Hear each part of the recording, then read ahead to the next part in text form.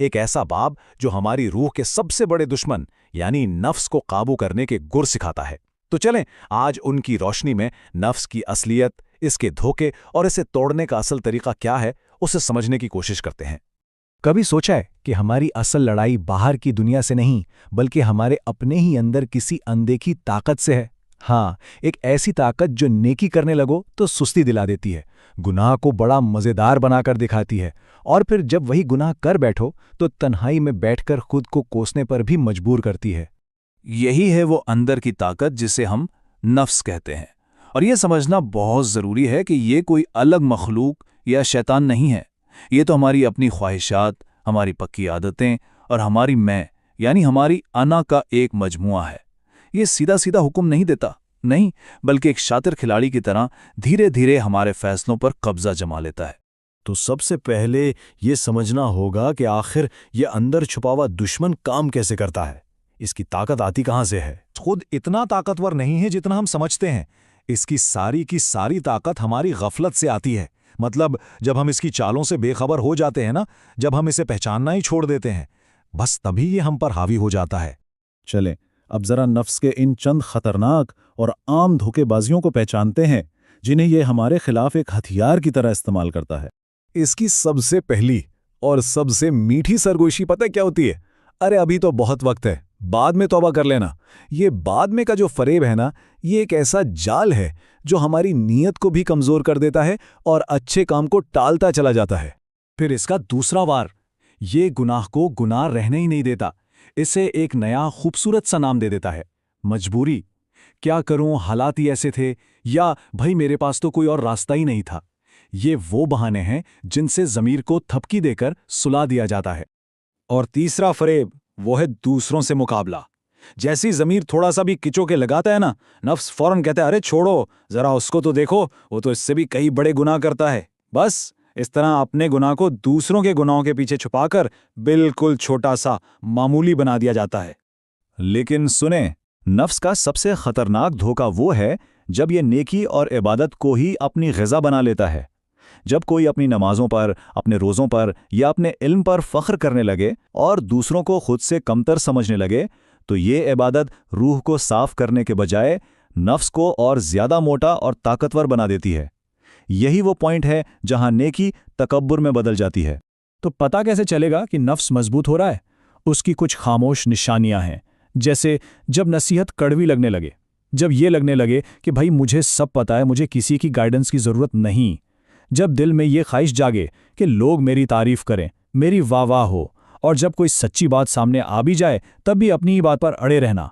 बस ये सारे सिग्नल हैं कि नफ्स अब कंट्रोल संभाल रहा है। तो सवाल ये पैदा होता है कि इस ताकतवर दुश्मन के खिलाफ हमारा असल हथियार क्या है। जरा सोचिए तो, वो कौन सी एक चीज़ हो सकती है जिससे नफ्स सबसे ज़्यादा नफरत करता है? वो कौन सा एहसास है जो उसकी जड़ें हिलाकर रख देता है? वो चीज़ है रूहानी ज़िल्लत। अब इसका मतलब लोगों के सामने बेइज्जत होना नहीं है, नहीं, बल्कि इसका मतलब है अल्लाह के सामने अपनी असलियत को पहचान लेना। ये दिल से मान लेना कि मेरा इल्म, मेरी इबादत, मेरी नेकी सब कुछ अल्लाह की देन है, मेरा अपना तो कुछ भी नहीं। जिस लम्हे कोई अपनी हैसियत को अल्लाह के सामने सिफर समझ लेता है ना, उसी लम्हे नफ्स की सारी ऊंची इमारत धड़ाम से नीचे आ गिरती है। अच्छा, तो इस रूहानी कैफियत को पाने के लिए ये 3 अमली कदम हैं। नंबर 1, अपनी तारीफ सुनकर खुशी से फूलने के बजाय चुप रहना। नंबर 2, अपने ऊपर होने वाली तनकीद को ठंडे दिमाग से बर्दाश्त करना। और नंबर 3, जब कोई सच्ची बात सामने आ जाए तो फौरन अपनी गलती मानकर अपनी बात से पीछे हट जाना। यकीन करें, ये तीनों काम नफ्स के लिए मौत के बराबर हैं। और यहां पर खामोशी की ताकत को समझना बहुत ही जरूरी है। देखिए, नफ्स तो हमेशा बोलना चाहता है, अपनी सफाई देना चाहता है, खुद को सही साबित करना चाहता है। इसके बिल्कुल उलट, जहां जरूरत ना हो वहां चुप रहना, खास तौर पर जब तारीफ हो रही हो या तनकीद, ये नफ्स के खिलाफ एक बहुत बड़ा अमली जिहाद है।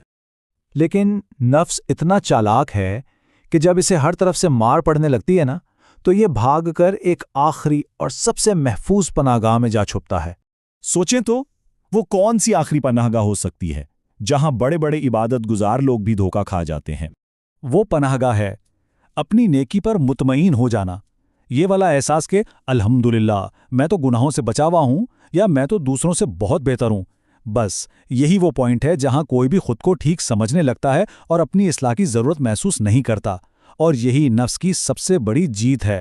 شخص نے اپنی نیکی کو بچانے کی کوشش کی، مطلب اس پر فخر کیا، اسے اپنی اچیومنٹ سمجھا اور بس مطمئن ہو کر بیٹھ گیا۔ اس نے اصل میں اپنے نفس کو ایک نئی زندگی دے دی۔ تو پھر اس آخری قلعے کو توڑنے کا طریقہ کیا ہے؟ وہ ہے یہ سوچ، یہ یقین کہ دل کی گہرائی سے یہ بات نکلے کہ میری ہر نیکی، میرا ہر سجدہ، میرا ہر اچھا کام یہ صرف اور صرف اللہ کی توفیق سے ہے، اس میں میرا اپنا کوئی کمال نہیں ہے۔ جب یہ احساس پیدا ہو جاتا ہے نا کہ میں کچھ نہیں، سب کچھ تیری عطا ہے، تو نفس بالکل بے بس ہو جاتا ہے۔ تو اس ساری گفتگو سے ایک بات تو بالکل صاف ہو جاتی ہے کہ نفس سے یہ جنگ کوئی ایک دن کی لڑائی نہیں، بلکہ ایک مسلسل زندگی بھر کا سفر ہے۔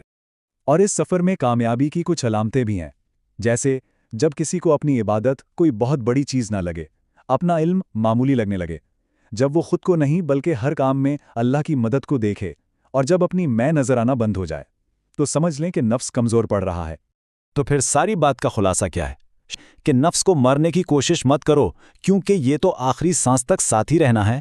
بس اسے بھوکا رکھو، اس کی خوراک یعنی تعریف، دوسروں سے بہتر ہونے کا احساس اور خود کو پسند کرنا، یہ سب اس سے روک دو۔ جب اسے خوراک ہی نہیں ملے گی تو یہ خود ہی کمزور ہو کر ایک کونے میں پڑا رہے گا۔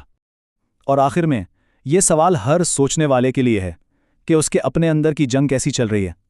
اگر یہ کشمکش جاری ہے، اگر اچھائی اور برائی کی لڑائی ابھی چل رہی ہے، تو یہ زندہ ہونے کی نشانی ہے، کیونکہ جس دل میں یہ جنگ ہی ختم ہو جائے، سمجھے وہ دل مردہ ہو چکا ہے۔